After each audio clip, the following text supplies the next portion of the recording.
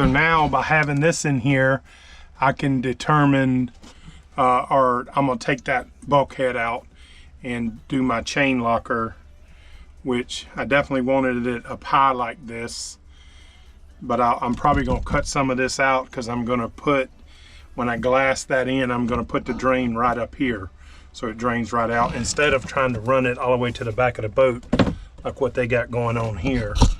That's the next step, is cut all this out, cut out that bulkhead, and make the chain locker start from right here and go down. All this is going to come out, and then I'll put a new bulkhead across here.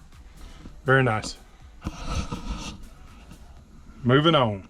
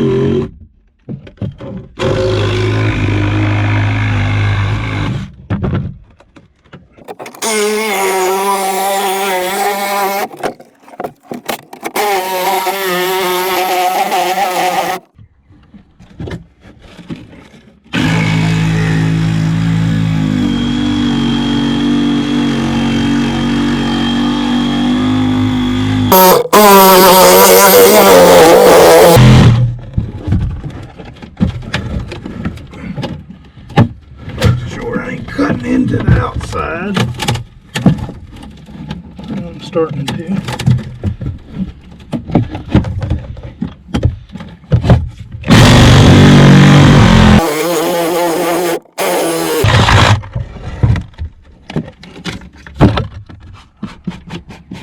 Good, perfect. Didn't get into it at all.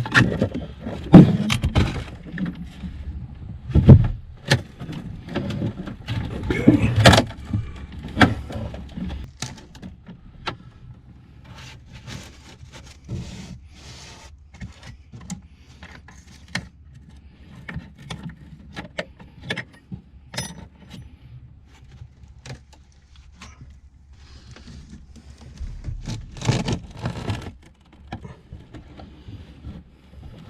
Pretty good. Just level this off here.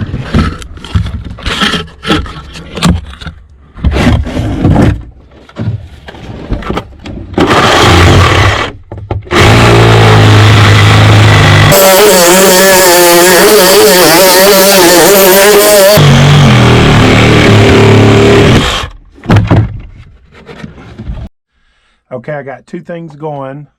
First, I got to get some nuts to go on those bolts. I'll show you that. I don't even see any bolts there at all, like they took them off or something. I can't figure that out. I'm going to work on building the wood case to encase that. And what I'm doing here is drawing stuff out, making a list of things I need so I don't keep climbing up in and out of this darn boat. That'll wear you down. So. Okay, I need to do the bolts first. Draw the piece of wood. I'm going to drill the holes, stick this over the top of it. I lucked out and have nuts that'll fit it with big old washers. So that thing will never, ever, should never ever come out of there again. Get a measurement to cut the holes, and all I'm gonna do is measure I'm gonna measure to the center and then measure that on my board. Measure to the center of each one of them.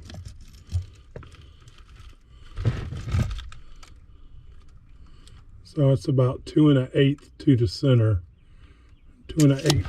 So 2 1/8 roughly. Double check it. That's perfect.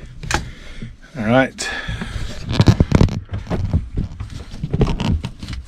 We'll run a screw through there. Something big enough.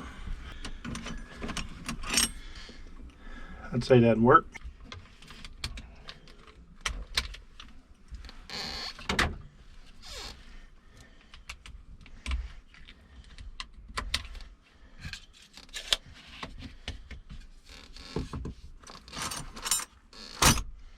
Over this where it'll just go.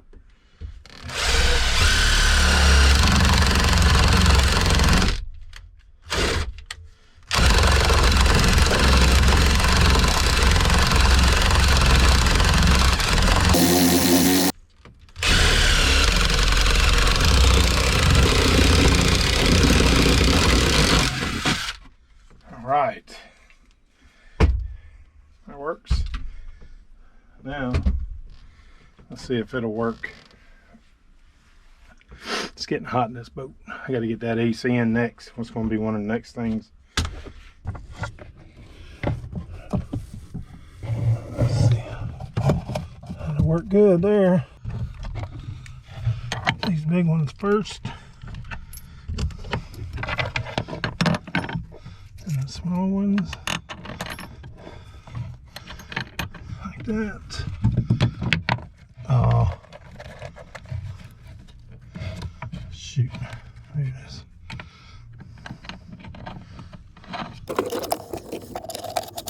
A lot easier to do it while there's nothing in the way, so now's the time to do it. There we go.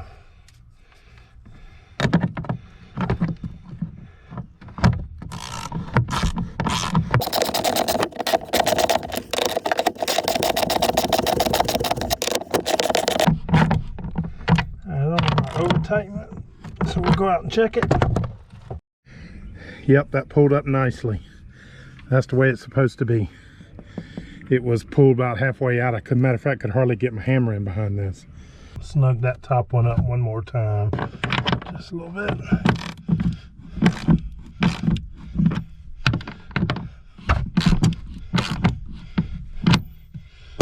That's solid.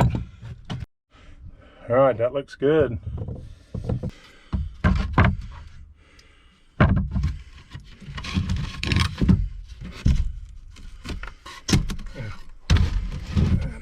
Back in there, and a good ways back in there too. Here's a piece of cedar that I'm using.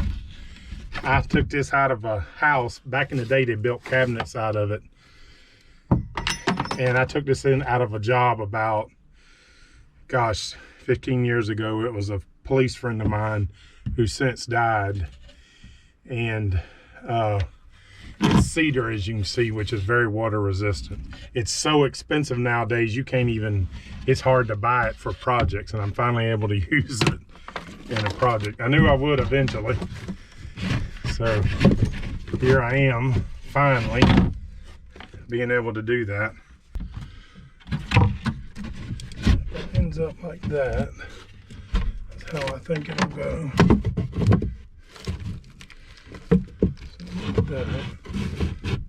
That's right at that point, and that's over the inside back here where I'm on a fiberglass over that. So, all right, I'll show you how you tighten a board up. So wedges are very good use for many things. I brought them on the boat for mixing, but something like this where this is a little bit loose, you can take a wedge and drive it under there, and that'll tighten that up very good. Now what we want to do is make sure that this is level. So once I set it, I'm gonna step back and look at it, make sure it looks very level to me. Matter of fact, I'm gonna do a little bit of that right now. Cause see,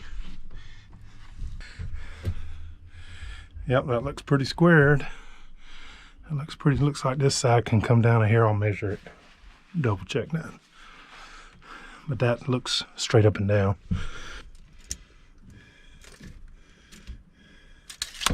That's perfect.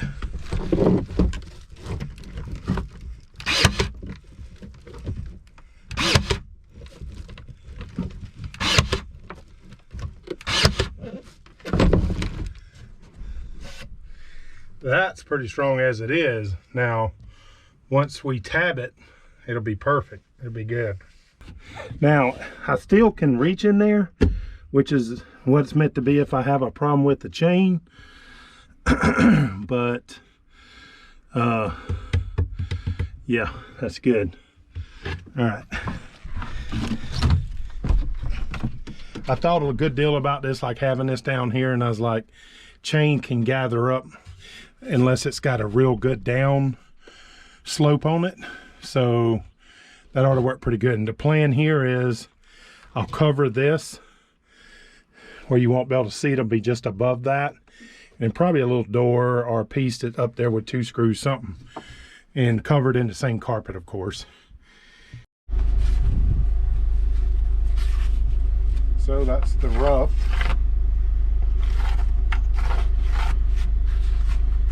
There's the rough. And now, because the boat angles, it comes together like this, you want to cut this at an angle like that the best you can. It ain't got to be perfect because you're going to use your fiberglass to tab it in. So I'll show you how I'll do it.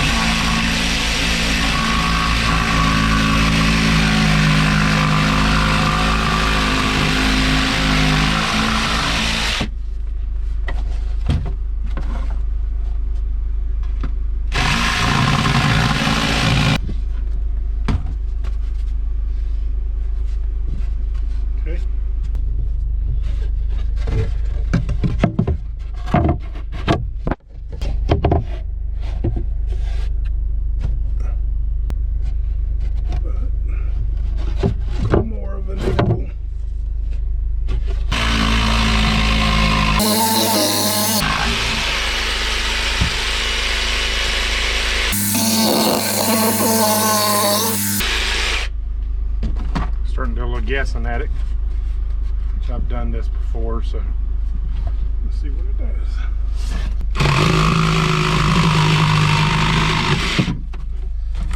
Let's see.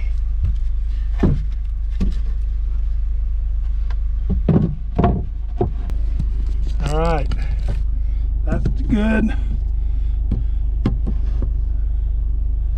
That's good and flat. I want a slight. I think I'm gonna cut it. Let me study that, because I want to end up putting a drain up here. So I want to figure out like where I want the water to go, and I think it's going to go right here. Put me a cut right there. So you want to dry fit again the fiberglass. So you want to get it open, get it down there, and sort of get it roughly cut to size the way you want it. This you can buy Bondo brand at Home Depot, Lowe's, any of those, they sell it. So it's probably the best, unless you're going to do a whole lot to where you'd be ordering it online. I'd suggest you just get it there. And I'm gonna do a rough layout of the way I want it. And the good thing about this is don't stress over it, because you can't really mess this up. You're gonna put multiple layers, so if you miss a little something, you're gonna put multiple layers, so it ain't a big deal. Just get it in place, get some resin on it, get it drying, and go from there. So I want to see what this piece will do. So I'm gonna, now that I see it is probably more than long enough, I want it to go up. It's probably about 17 inches. 17. So yeah, I'm gonna cut it on this line. Just rough it.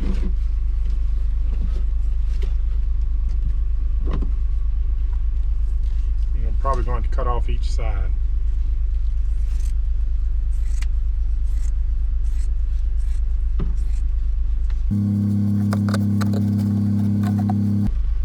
I loved the smell of resin when I was young. About 20, I worked in a boat factory, Sunbird Boats, in Columbia, South Carolina. Although I hate the fiberglass, but I love the smell of it. Let's get this in there. Get it spread out.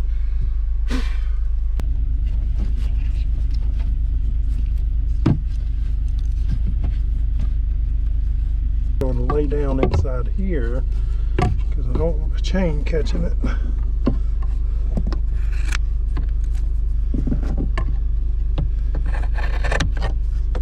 That's got to lay down flat. There we go. That's pretty good. That's pretty good for your first layer. Now I'm going to mix up my resin and wet it out. So I buy these by the bag. They're a lot cheaper when you're doing a lot of fiberglass. This will save you a lot of heartache. They're only, I think, about 12 bucks or something like that at Home Depot. This is just some leftover fiberglass I'll use.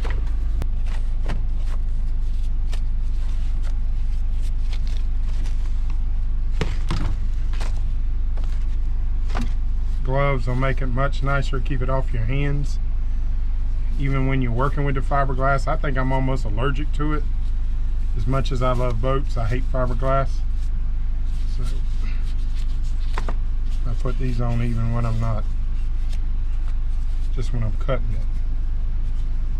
Now let me tell you a little secret.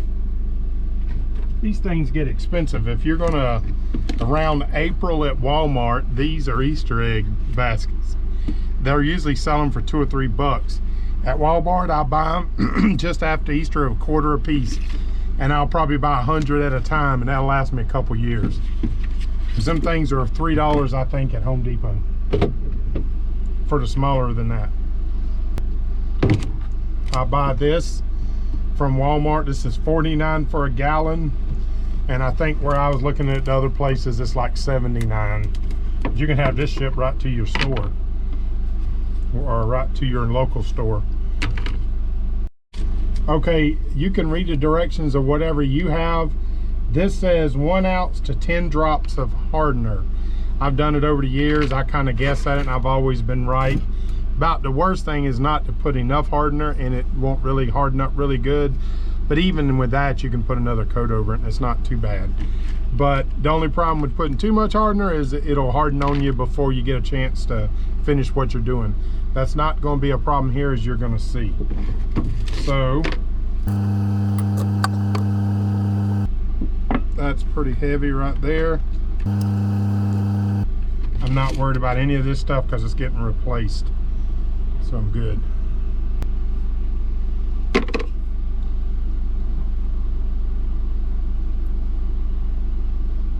That's probably more than enough.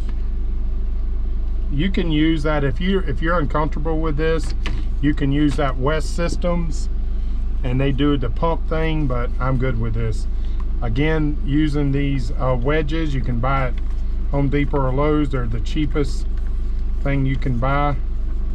You would start out with a smaller amount than you think, so you don't waste it, because it just more different coats after they dry, no problem. So just mix it up real good. Something tells me to put a little bit more. I can work with it fast.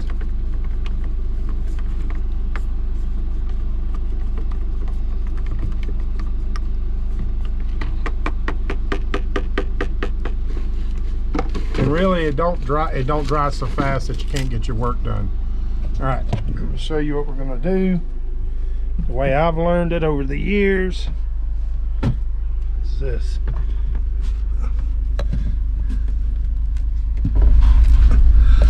I'm going to put y'all over here. Hopefully you can see. Tell me if you can't. Okay, what you're working with, roll it back halfway and leave it there, wet down your one side. So come down here and wet out where you're going to do it. Put more than you will need. You'll see why. But it's basically going to hold it for you to roll that out. Put you a layer real good and then roll that back.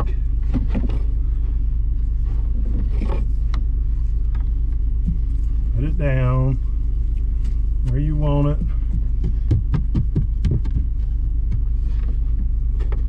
And then go ahead and wet that, and it'll help hold it.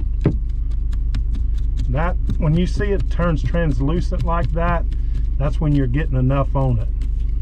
All right. I'm gonna do this quick.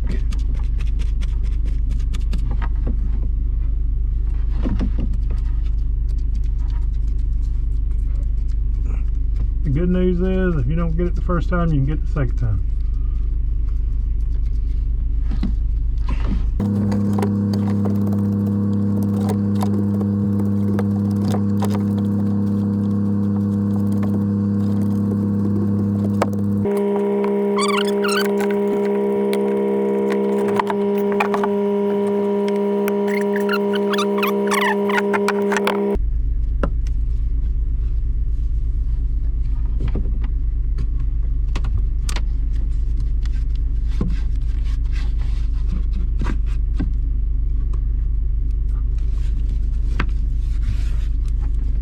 Don't want this to stick on that side, so I'm gonna get it on back down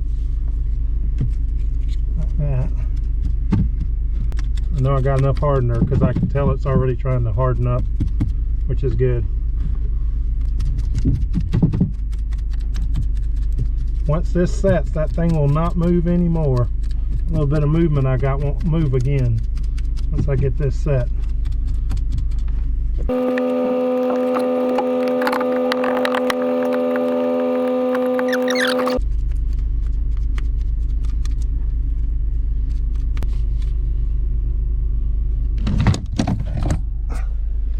Well, that's pretty good. First one, everything's down. I'll do the very same thing on the next one. Put another layer. Probably fill in the wood on these sides so I can come up on that wall a little bit. And yeah, then the next layer will go on over the hill and down, and that way no water can get back this way. I'll do a few layers of that. I'll put a layer on the wall and then a layer going down the hill. So that looks good. So I had a little bit left over, and I just took a little couple pieces leftover fiberglass and tabbed these in right here. And tabbing is when you just take a piece of square and you just run it, or connection basically of wood, and this is a super strong connection. Now I think when it's all said and done, because I'm gonna run new pieces across here, I'll probably from the bottom side shoot a couple screws in there, but my gosh, when this thing is dried, it ain't gonna move. But yeah, use up what you got and I covered my dry wood here, that's why it looks wet, and it'll stay that. But use up any that you got left over, and then you can use that bucket again.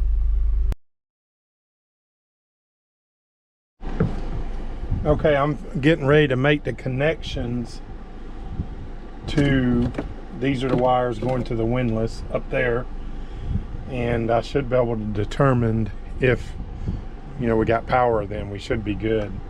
These are number 10 wires. I didn't have some number 10 connectors, so I went and got some. So we'll get that done and see if we can get some power to it. Okay, my camera died, had to switch. Take these connectors, and yellow to red. Yeah, that's a good connection there.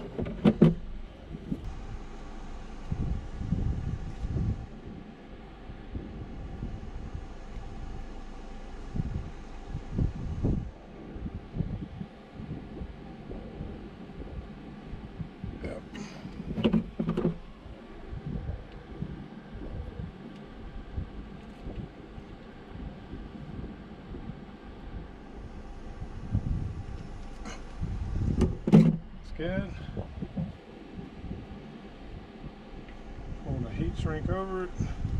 A little hard to get it. And actually, I won't heat shrink it till I test it, I guess. That would be wiser.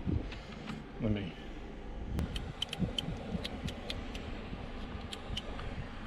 Power is on. In.